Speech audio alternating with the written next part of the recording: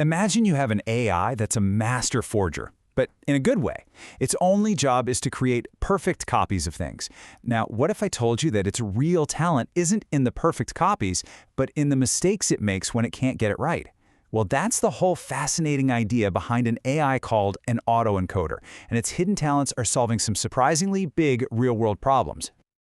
Okay, so let's start with a bit of a riddle.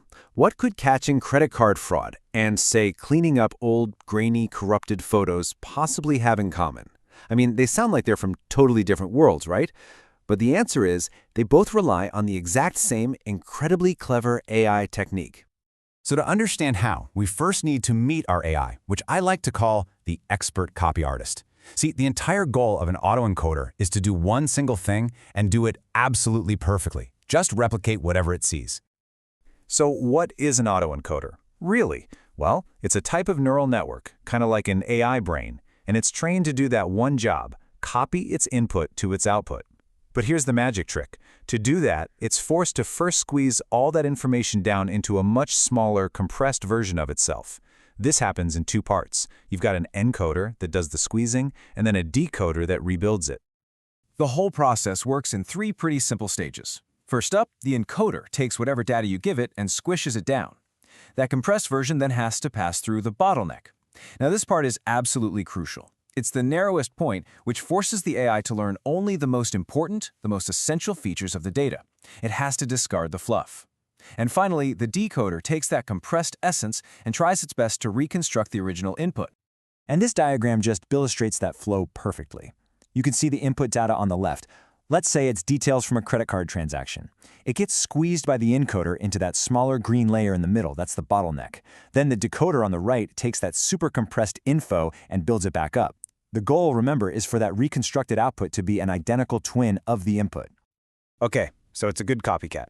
Big deal, right? Well, this is where that hidden talent comes in. Let's see how this simple skill of copying can be used for something incredibly important, like spotting credit card fraud. The main challenge with detecting fraud is that you're literally trying to find a few tiny needles in a truly massive haystack. Fraudulent transactions are just incredibly rare compared to all the perfectly normal, legitimate ones happening every single second. And this chart really just drives that point home. I mean, look at this. This is from a real data set of European cardholders. We're talking over 284,000 normal transactions and just 492 fraudulent ones. That is less than 0.2%. With an imbalance that crazy, how could a normal AI ever learn to spot the fraud? Well, here's the clever trick. Instead of trying to teach the AI what fraud looks like, we do the complete opposite. We train our copy artist only on the normal, legitimate stuff. It sees hundreds of thousands of examples of what's right, so it becomes an undisputed world champion at perfectly copying normal. So, what happens when our expert on normal suddenly sees something totally weird, something it has never seen before, a fraudulent transaction? Well, it gets confused. It basically makes a much sloppier copy, which results in what we call a higher reconstruction error. It just really struggles to reproduce a pattern it's never been trained on. And this chart right here is the aha moment. All those blue dots at the bottom are normal transactions. Our autoencoder copies them almost perfectly, so their reconstruction error is super low. But look at the orange dots. That's the fraud. The AI struggles to copy them, so it makes a big mistake, creating a much higher error. All we have to do is set a simple threshold, that red line, and we can instantly flag anything with a high error as suspicious. The mistake is the signal. Now, that same core idea, learning what's normal to spot what's not, powers another amazing application, cleaning up corrupted, messy images. The approach is just a little different. For image denoising, we train the autoencoder a little differently. We feed it a corrupted, noisy image as the input, but we tell it that the correct answer is the original clean version. And because that bottleneck forces it to learn only the most essential features, it learns to see past all the random static and capture the real structure of the image underneath. It learns that the noise is just irrelevant, so it just ignores it. And the results are, well, they're just stunning. Take a look at the before and after here. Because the autoencoder was forced to learn the essence of that original clean image, it basically treats all the random static as junk and just tosses it out during reconstruction. It has learned to separate the signal from the noise. And this is so powerful for things like restoring old photos or even clarifying critical details in medical scans. So far, we've focused entirely on the final output, that reconstructed copy. But what about that compressed middle part, that bottleneck? It turns out that thing is a treasure trove of information all by itself. This leads us right into our third major application, feature extraction. See, after we've trained the autoencoder, we can actually just throw the whole decoder part away.